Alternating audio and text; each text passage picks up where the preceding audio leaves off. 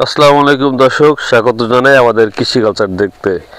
কৃষি কালচার বলতে একটি মিশ্র ফলের বাগান এবং নানান জাতের গাছের সংগ্রহশালা। 2 সপ্তাহ পর আমি এসেছি আমার খামার দেখতে। তো এবার কিছু গাছগাছালি নতুন লাগিয়েছি, আবার নতুন গাছের পরিচর্যা করছি। যদিও আমি 2 দিন আগে আসছি, তখন কাজের চাপে আমি কোনো ভিডিও করতে পারি নাই, যেহেতু আমি একাই ভিডিও করতে হয়, একাই গাছ লাগাইতে হয়।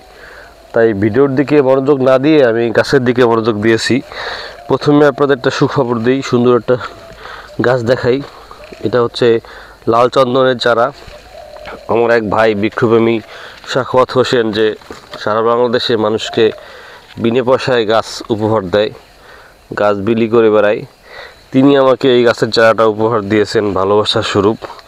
তো এবার এসে আমি খামারে এই গাছটা লাগাইছি। এর বাইরেও আমি নতুন করে একটা নিমের চারা লাগাইছি, কারণ নিম পরিবেশের জন্য খুবই উপকারী।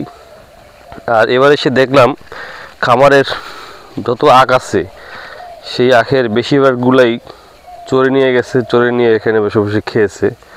তো আমি রাগ করে প্রায় সব আখের ঝাড়েই নিশ্চিহ্ন করে ফেলছি, যেহেতু আমি আর খেতে পারি না, চোরেরাই খায়। চোরদের যেহেতু খাওয়াটা লিমিট আছে, মানে 2-1টা খায় তা না, তারা শুধু খায় না, তারা নষ্ট করে। এই যেমন এই আখ গাছটা মেরে ফেলছে, এই যে একটা আখ গাছ মেরে ফেলছে, এই যে আর একটা গাছের গোড়া উপরে নিচ্ছে, এভাবে করে যে একটা গোড়া গাছ, এটা আসলে এই যেমন একটা মোরলের বাজাতের আখ একদম গোড়া থেকে তারা তো উপরে নিয়ে শেষ করে ফেলছে। এভাবে করে এই বেশিরভাগ আখগুলাই তারা নষ্ট করছে। তাই আমি আখ ঝাড় পরিষ্কার করে ফেলছি।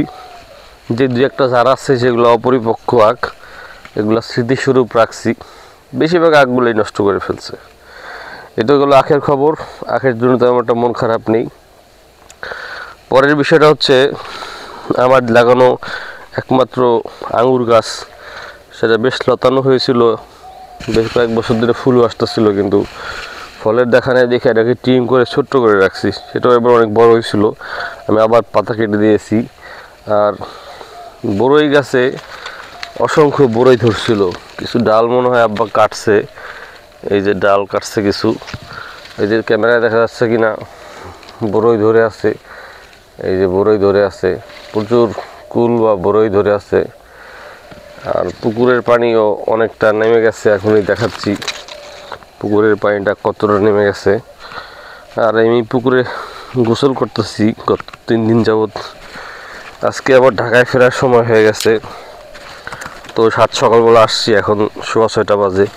আসছি গাছে পানি দিতে, যেহেতু শীতকাল, প্রত্যেকটা গাছে পানি দিতে হবে। এই যে দেখুন, পুকুরটা একদম পানি নেমে গেছে অনেকটা। এই যে সমতলের মাটি ছিল, মাটির থেকে 1 হাত পানি নিচে নেমে গেছে। আর দেখতে পাচ্ছেন যে জংলা হয়ে আছে, এই জংলাটা হচ্ছে পরিষ্কার করছে, এখানে সোন বা বন কামলা দিয়ে একদম পরিষ্কার করে ফেলছে। পুকুর পাড়টা একদম নিট অ্যান্ড ক্লিন, পরিষ্কার, দারুণ লাগতেছে এখন পুকুর পাড়টা, যদিও এতে অনেক অর্থ ব্যয় হয়েছে। আর আমি এগুলো আসলে চাই না যে পুকুর পাড় পরিষ্কার থাকুক। আমি চেয়েছিলাম একটা ঘন জঙ্গল থাকা, কিন্তু আব্বা চাই পরিষ্কার করে রাখতে, এতে নাকি সাপের উপদ্রব কম হয়, চারপাশে সাপ আছে। নতুন করে এখানে একটা ফুলের চারা লাগাইছি, আর আগের থেকে লাগানো ওই ছোটো বাঁশ, এখানে আর একটা পাতাবাহার বা অর্নামেন্টাল প্লান্ট আছে। আর একটা খবর দেখাই, আমার কফি ফল পাকতে শুরু করছে, অলরেডি আমি 2-1টা হারভেস্ট করছি। এই যে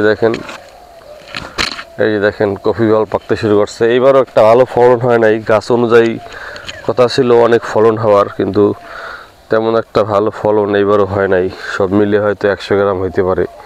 এই গাছটা থেকে 1 কেজি কফি হওয়ার সুযোগ ছিল।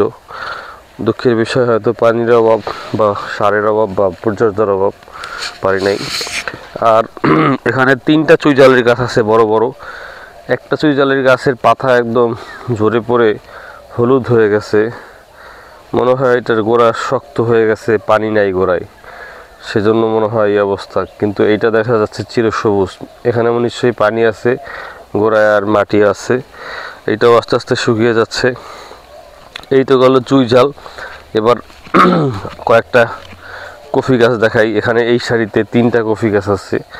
3টা কফি গাছের ভিতরে এটাতে কফি ধরছিল, ওই যে বীজ পাখিতে খেয়ে, এই যে পাখিতে বীজ খেয়ে ফেলছে দেখাই যাচ্ছে। এখানে ধরেছিল, কিন্তু এই ডালটা সামহাও কোনোভাবে ভেঙে গেছে।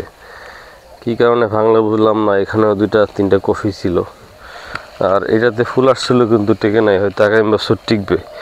এসব গাছের গোড়ায় সার পানি দিয়েছিলাম, নতুন করে ছিল এগুলো যত্ন করা, কিন্তু আমি সময় পাই নাই। খামারে আসলে যে কীভাবে সময় পার হয়ে যায়, একটা গাছের পিছনে যত্ন করলেই অনেক সময় নষ্ট হয়। আর পুরো খামারটায় প্রচুর এরকম ঘাস লতা পাতা স্তূপ করে রাখছি, এগুলো পরিষ্কার করতে হবে। প্রচুর কাজ আছে। আজকে যেহেতু বিকালে চলে যাব, তাই চলে যাওয়ার আগে যতটা পারি কাজ করে দিয়ে যাব। এই সেই চন্দন গাছ,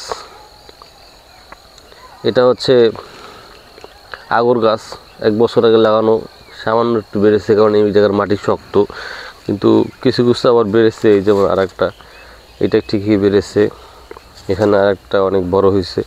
তো আজকে যদি থাকতে পারি খামারে দুপুর পর্যন্ত, এই কাজগুলোই করব।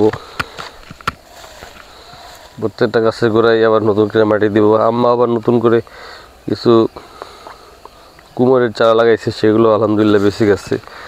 এই যে একটা গাছ দেখতে পাচ্ছি, আগরের গাছ। আর পালুনিয়ার আপডেট দেখায়, এই যে ম্যাজিক্যাল বেরি গাছ। আর এখানে ছিল একটা কালো রঙের ভিয়েতনামে আখ, এটা এখনো মরে নাই, বেঁচে আছে। এই একটাই বেঁচে আছে। আর এটা হচ্ছে যে চকলেট গাছ, মাশাআল্লাহ চকলেট গাছটা ভালোই বড় হয়েছে। আর এটা ভেরিগেট পেয়ারের গাছ।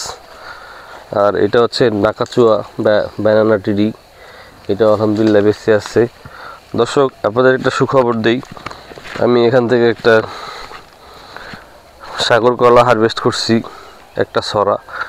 এই যে গাছটা, এই মাদার গাছটা কেটে রেখে দিছি, আর এখান থেকে সাগর কলাটা আমি পেয়েছিলাম। আর এই যে একটা আখ পরে আছে, এটাও খাওয়ার উপযোগী, কিন্তু আমি এখন এটাকে নিব না। এই যে হচ্ছে আর একটা কোকোয়া বা চকলেট গাছ। আর প্রচুর পাউলুনিয়া গাছ আছে, যেগুলোর পাতা ধরার সময় গেছে।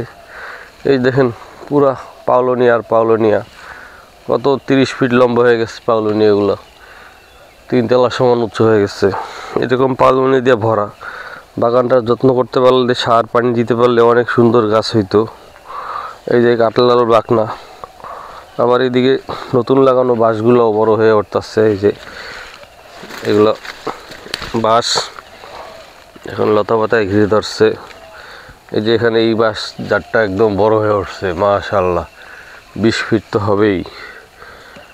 আবার এই যে আর একটা বাঁশঝাড়, এগুলা কঞ্চি কলমের বাঁশঝাড়। এই যে আর একটা বাঁশঝাড়, তার পাশে দেখতে পাচ্ছি আরও একটা বাঁশঝাড়। এই যে এখানেও আর একটা বাঁশঝাড় আছে, আবার আছে এখানে আরও একটা। আর এখানে ভেরিগেট জাতের বাঁশঝাড়। আর এই পাশে আছে একটা গোলমরিচের গাছ। আর এইটা তো চেনে নেই, বাসক পাতা, খুবই দরকারি পাতা। বাসক একটু খেয়ে নেই, বিসমিল্লাহ। ভুল বলছি, এইটা হচ্ছে বাসক পাতা, বুল গাছের পাতা খেয়ে ফেলছি। এটা হচ্ছে বাসক পাতা, এটা একটু মুখে দিয়ে দেখি বাসক পাতা, বিসমিল্লাহ। তো সব মিলিয়ে খামারের গাছগাছালি এখন শীতের রুক্ষতায় আছে। শীতকালটা হয়তো যদি পেরিয়ে যায়, তখন তারা হয়তো বেঁচে যাবে। আর ভিডিওটা বিশাল বড় হয়ে যাচ্ছে, 9 মিনিটের পার হয়ে যাচ্ছে। তো আবার একটা ভিডিও করে সার্বিক অবস্থা দেখাবো। এখন আবার একটু গাছে পানি দেই। তো আপনারা ভালো থাকেন, আল্লাহ হাফেজ, আসসালামু আলাইকুম।